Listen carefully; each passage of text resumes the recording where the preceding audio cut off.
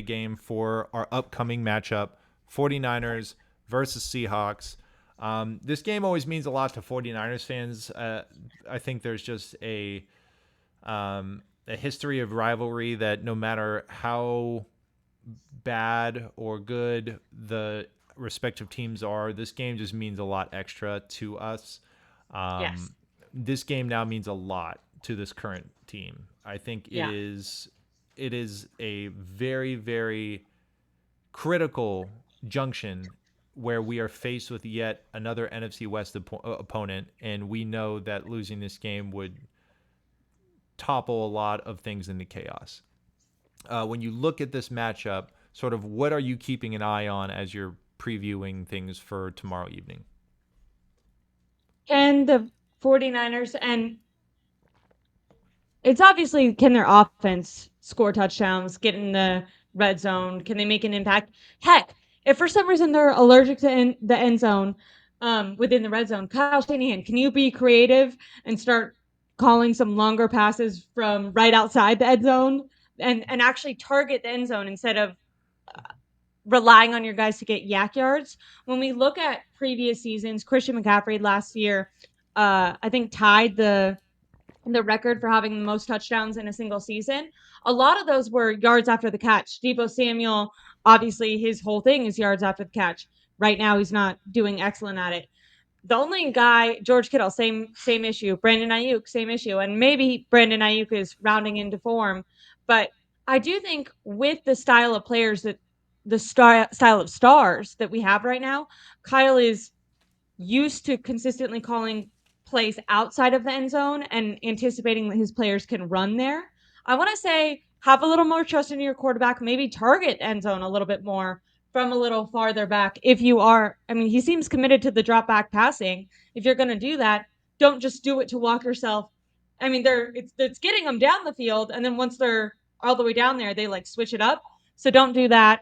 Um, any sort of offensive efficiency I'm looking forward to. There's couple injuries in the Seahawks backfield that I think could help out with that as well. Obviously, you never want injury. I'm just talking logistically. And then I've publicly put myself out there, so hopefully I don't look stupid. But I publicly put myself out there for multiple years and said Geno's never scared me. And it's mostly because I'm a 49ers fan. And maybe he's been good elsewhere, but I've always seen him look like he just peed his pants every time Nick Bosa's staring across from him, Mm. Fred Warner staring across from him. Um, but this year, this front four is different, and they're not getting a ton of pressure. I don't think they got any pressures at all until the second quarter last game. Nick Bosa obviously ended up getting that interception, so that kind of changed the narrative there. But they're really not getting home. They're not getting to the quarterback. I mean, I think last year we were arguing pressures aren't enough. They need to get sacks. Now we're just hoping for pressures even. So if they can scare Geno Smith, maybe he's the one that doesn't protect the football this game. Maybe Kyle Shanahan, like I said, who I think does have some um, this is not the right word, but blood on his hands for the Mm-hmm. losses. For lack of a better, I can't think of the actual No, academic word for that. that's a bar. That's cool. Yeah. So maybe Kyle Shanahan, go to your quarterback, stress protecting the football over all else. If Brock Purdy cannot turn the ball over, the 49ers don't beat themselves. I think they should be able to beat the 49 or the Seahawks. I am looking. Traverse Ward is Mm-hmm. questionable with a knee injury. And Ward has been someone who's really gotten DK Metcalf in his feelings and kind of taken over that role since he's been adopted to the 49ers team. And that's been a joy to watch because obviously other teams, once again, same thing with other teams, I guess, think Geno's a good quarterback and I don't. Other teams think DK Metcalf is a good wide receiver. And every time I see him against the 49ers, he's like throwing a tantrum. So if that's going to be a matchup that scares me because what did they do there with DK? And then can the front four get home so it doesn't even matter because Geno Smith can't get the ball there? So it shouldn't all be on the defense, but I do think if the defense continues to play up to the standard that they did in the first half of the Cardinals game, that the 49ers should be able to win as long as Brock Purdy protects the football. Yeah, I mean, I think that's a wonderful summation of a preview for this game. I mean, for sure. I mean, you circled one thing that stands out to me totally, which is this legendary matchup that we've been seeing between Charvarius Ward and DK Metcalf. I mean, um, has absolutely neutralized DK Metcalf. Where if you only were able to watch DK play when they were against the 49ers, you wouldn't really think much of him at all. No, But certainly he can be a love threat when he wants to be. And if Travarius Ward either isn't 100%, which he kind of has been playing like he's not 100%, I don't think that's necessarily exclusive to his that. injury, but it's not I really. want the media not to interrupt you, but I hope that someone presses a little bit. Kyle Shanahan came out and was like, Tarvarius Ward is an IR candidate because of his knee, and I don't know if somehow I missed something, but I didn't even realize his knee was an issue. But yeah, I've definitely heard the narratives that he's not playing up to snuff, and if he's injured, that makes sense. He had a lull like this last year too, when I think he was dealing with a ankle injury or something. It was a continuation for the from the off season, but then he ended up rounding out the rest of his year and having a career year. But I didn't mean to totally cut you off. No, Just no. I mean, agreed. I believe it's a knee bruise. Questionable, certainly better than doubtful. But if it's questionable, and in parentheses, it's but even if he plays, he's not 100%. I mean, it sort of feels like what we're going to get. So that's definitely something to pay attention to. I'm hoping that our defensive front can still continue to put pressure on the Seahawks. I mean, the returns on Kevin Givens has been encouraging since Javon Hargrave got injured. I mean, we're certainly not Sure. paying Givens Hargrave money, but he's gotten 6 pressures, two Filled and a in half well. sacks. He's been doing all right.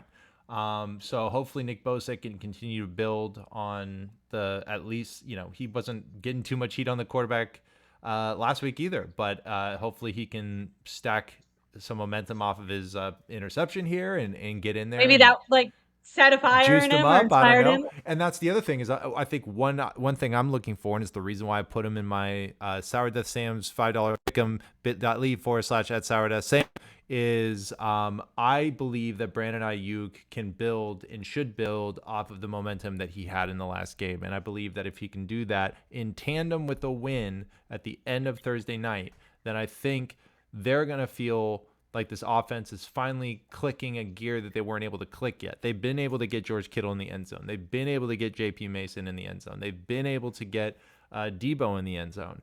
They made Jawan Jennings look like Jerry Rice for a game. But Ayuk has been the one player where he's sort of just been that link that they haven't been able to stitch together in this Cuban link of a supposed best team in the NFL.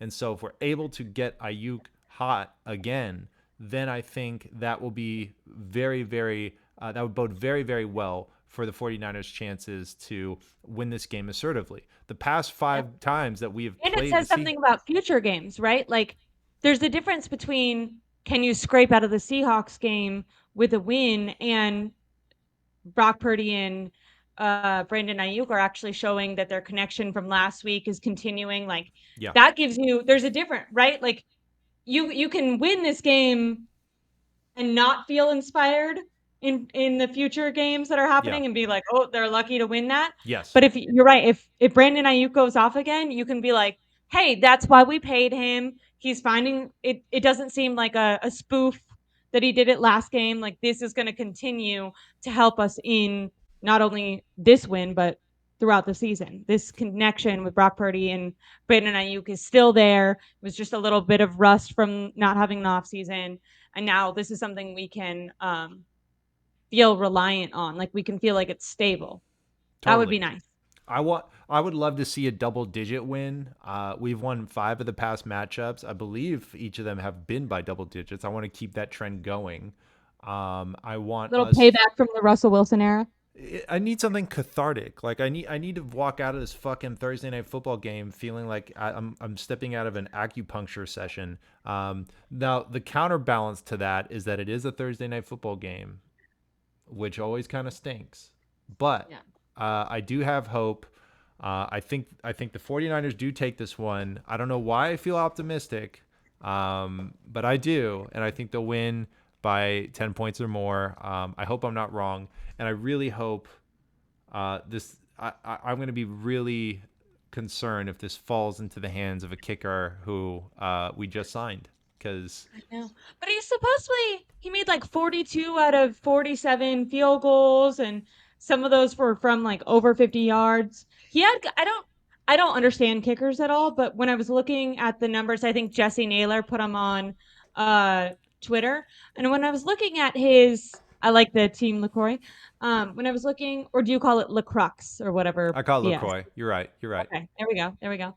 Um, when you look at the kicker stats of the extra points that he's made versus attempted, field goals that he's made versus attempted, and distance, I don't understand why he hasn't been on a team for 2 years. I mean, he looks like a superstar. He's missed like 8 kicks out of like 60. Well, this gentleman will have a chance under the under the Thursday night bright lights to show See, I us can. Yes, No, what he's sir. made of. I'm like, this guy, he's going to kick us to victory, baby. Yes, sir. Yes, sir. Yes, sir. Kick us to victory, baby.